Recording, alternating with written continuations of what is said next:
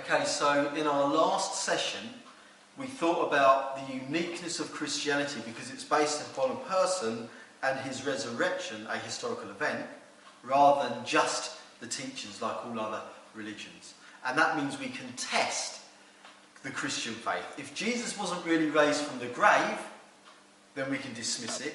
But if he was, then a resurrection is an extraordinary miracle, and that validates all of his claims, and we would be wise to put our trust in someone who is raised from the grave and to listen carefully to what they've got to say. But here is the thing. There is plenty of evidence, I would say, to suggest that Jesus was raised from the grave, but evidence alone is not enough. You see, what's more important even than the evidence, or before we can come to the evidence, we have to think about our own mindset. Because if our mindset is like this, there is no God, there are no resurrections, then what that means is this: when we look at the evidence, we will interpret it according to our personal bias against resurrections. And so our personal bias will determine the outcome if we're closed-minded. Now you might say, well, Julian, that might be true, but you are biased. You believe in Jesus, therefore you will look at the evidence and always interpret it that, yeah, Jesus came back to life. Well, that's not entirely true. You see, I'm not just talking about people being biased, I'm talking about people being closed-minded. So you're right, everyone is biased, but not everyone is closed-minded. You see, for me personally, I did not used to believe in the Christian faith. I thought Christianity was a load of rubbish. I thought it was a load of made-up mumbo-jumbo that, old ladies who didn't really know very much believed. They would sit in dusty old churches with rubbish old pews and singing from smelly old hymn books, and that's what I thought Christianity was. And so I had no time for it whatsoever.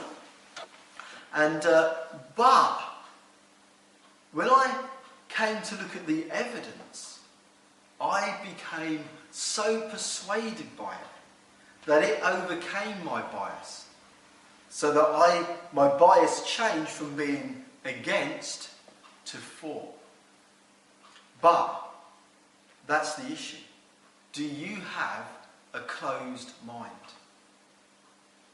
If you have a closed mind, then you can't be persuaded. A bit like the proverbial man who thought that he was dead. Okay, so this is a story of a man who he really believes he's dead, and he's absolutely terrified, and he's almost despairing about it. He goes to his wife and he says, "I'm dead." And she says, "Don't be so ridiculous." He said, "No, you don't understand. I'm really dead." And he goes to his friends and his family, and everyone's trying to convince him that you're alive. But he doesn't believe any of them. In the end, they say, "Why don't you go and see the doctor?" So he says, "Oh, okay, I'll go and see the doctor." And he goes to see the doctor. He says, "Doctor, you're not going to believe this, but I am dead." The doctor says, "Don't be ridiculous. Of course you're not. You're alive. You're speaking to me." He said, No, you don't understand. I am dead." And the doctor said, "That is just the most stupid thing. Yeah, you're speaking to me, you're living, you're moving." And the man says, No, you don't realise, I understand. I am dead. Anyway, the doctor can see, I'm not going to get anywhere with this guy.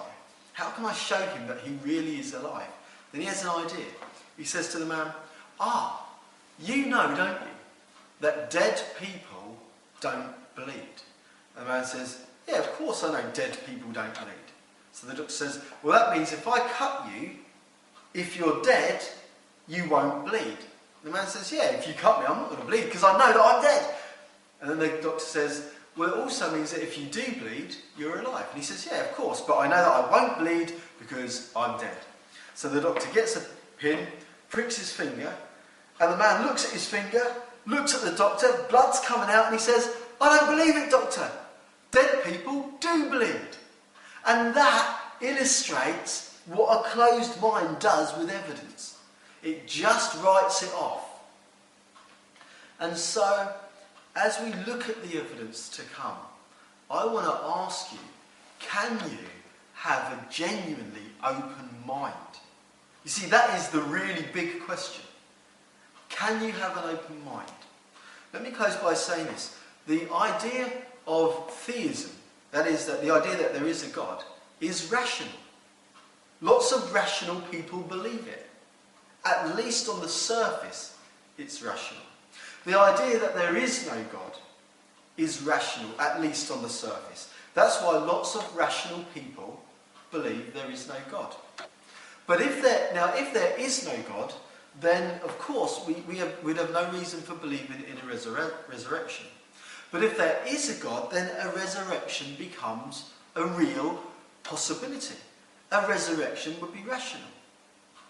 So both are potentially at least rational.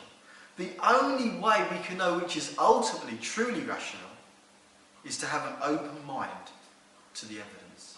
Can you do that?